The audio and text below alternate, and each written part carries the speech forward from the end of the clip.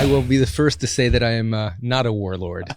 The movie that was made was called War Dogs, but I think most people, when they say the warlord, is like, you know, someone who runs a militia and generally warlord just sounds so good though. Yeah, I'm not to me. I don't want to be a warlord, but yeah, no, I've never led men in battle. I've never suppressed a population's rights or anything like that. Right. I did supply weapons and ammunition for a brief period of my life a long time ago. But you guys did have posters of Nick Cage all over your office, right? We were fans of Lord of War at the time. Yes, that's true. Yeah.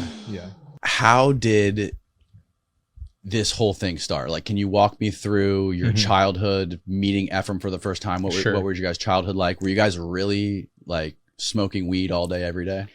At a certain point in our lives, yeah. But not when we first met. We were young teenagers. I'm actually 4 years older than him. And, you know, in the movie, they say we're the same age, but we're not. So I was 4 years older than him. I think I was like 15 or 16 when I met him. So he was like 11 or 12. And we both went, the way we met was both of our families are Orthodox Jews. And so we both went to the same synagogue. We didn't go to the same school, so we didn't know each other from there. We both went to private Jewish schools, but we didn't go to the same school. But we both went to the same synagogue. So, and neither of us liked to pray. So we would sneak out during prayers and go hang out on the basketball courts. And that's kind of, you know, I had friends who were like 2 years younger than me, and they thought he was entertaining. And so, you know, they befriended him, and that's kind of how he was like brought into my circle of friends, and that's how we met. At what point did you and Ephraim reunite? So we reunited when I was about 23. I had been in college for a few years. You know, the bed sheets thing was going, the electronics from China thing was going pretty well. And he came back. He was 19 years old, and he came back from LA. He had been sent to LA, I think, when he was about 16 or so, because he got kicked out of school for smoking weed as well. But his parents, the way they dealt with it was they decided to send him over to work for his uncle. His uncle, you know, I guess the idea was, if you're not going to take school seriously, you're going to work in the real world, you know? And so they sent him over to his uncle, who owns a big pawn shop in South Central LA. And he had him working in the warehouse, you know, moving boxes. But Ephraim became obsessed with guns. You know, I think from a very early age, he was very obsessed with guns. Just, you know, some guys like cars, some guys like guitars, some guys like guns. He was one of those gun guys. And, you know, his uncle sold guns, you know, as most pawn shops do.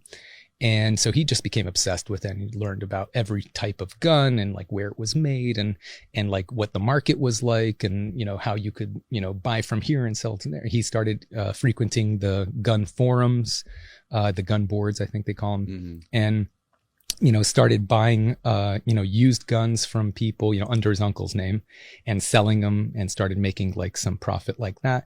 And then his uncle was selling to the local police, the local state, city and state police. And, you know, the way you sell to the government is you have to put a bid in online, and then the government decides who's, you know, the best, you know, price, delivery date, reliability, etc. And so his uncle was doing that, and so he learned how to, you know, bid on these contracts, on these government contracts from his uncle. Worked with his uncle for 2 to 3 years, made a bunch of money, and then claims that his uncle screwed him out of a bunch of money. His uncle claims that he screwed him out of a bunch of money. I believe them both, you know? So it's just, you know, that kind of family. But they've had issues, you know, and so he quit and came back to Miami, and decided to start his own company, and this was in 2004. So he started bidding on federal contracts. This was right after the invasion of Iraq, and so there was this huge amount of contracts going to rebuild Iraq, you know, because the United States bombed it and took it over, and now is trying to build a democratic new government.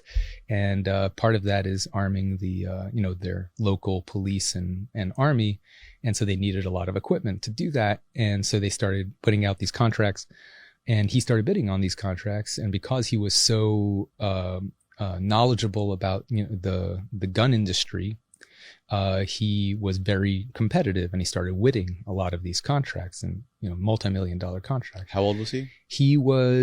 I think he was 18 when he came back to Miami, okay. And then he was 19 when we started working together. So he was working by himself in Miami for about a year before we bumped into each other.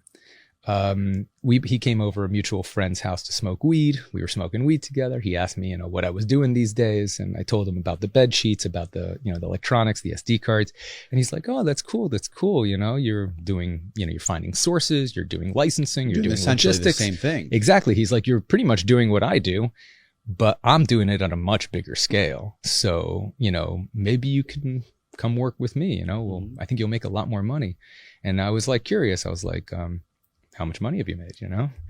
Cause he was like 19, and he's like, and he goes to me, he's like, I'm going to tell you, but not to brag. I want to inspire you. And I'm like, he's like, it's complicated because, how much money I have, like money coming in from deals. I, owe some people money. I'm like, how much money do you have right now in the bank? And he pops open his computer and he logs into his bank account, and he shows me, and he had 1.8 million in cash in his bank account, and he was 19 years old. And like that blew my mind. I was like, whoa, I don't know anyone and I knew he made it himself. Like his parents, didn't give him that money or anything like that. So I was like, this guy knows a business very, very well. And, I can learn a lot from him. And so I was very inspired because I didn't have nearly that much, with all my, wheeling and dealing of, in my businesses. I was like, he's obviously doing way better than me. Not that I was doing badly. I was more than comfortable and making a lot more money than other kids my age, but he was on a whole other level. So I was like, I want to, I could learn a lot from him. So I was like, okay, I'm in, let's do this. And that's when he started teaching me, like how the government, the procurement system works. And that was when I first started learning about weapons and ammunition and all various military equipment. I had no idea about any of this. I was just a musician, right. Science nerd, massage therapist, but like I never owned a gun in my life. I didn't really care about guns. But that was like his expertise. So he started teaching me all that, and I started learning all that. How did he learn about the website where you can bid on these federal contracts? FedBizOps? FedBizOps. Yeah. How did he find out? Was that from his uncle? I believe so, yeah. Okay. Yeah. So essentially you guys would log into this website that had a list of contracts that federal government wanted to hire small businesses to fulfill. Correct. Well, it's still there. Anyone can go check it out. I checked it out today. Yeah. Interesting. Yeah. You can find a lot of interesting stuff they're looking to buy. They're looking to buy everything. So it's not just small businesses. They list everything that they want to buy over there. I think they're required to by law, other than I think the CIA has probably like a $10 billion dark money budget that they don't have to tell people what they spend it on.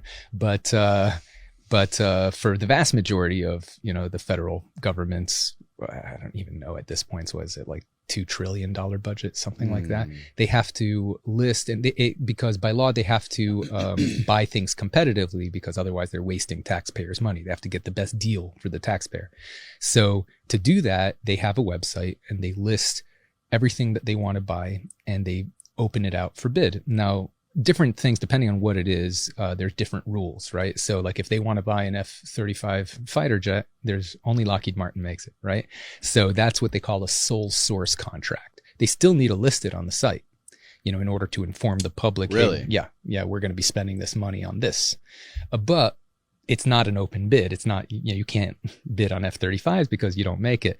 Only Lockheed Martin makes it. And usually they do something like, for like the sole source contracts, they usually do something called a cost plus contract where they'll pay the company what it costs them to build the item plus an agreed upon profit margin.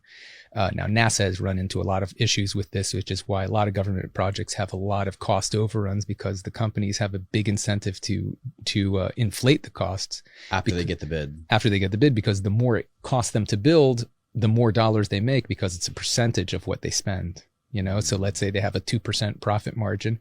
If the thing costs them, $10 million instead of $1 million, they're making 10 times more money, even though their margin is the same. Exactly. So, that's why all these government projects are so overrun, but why their cost overruns are so common.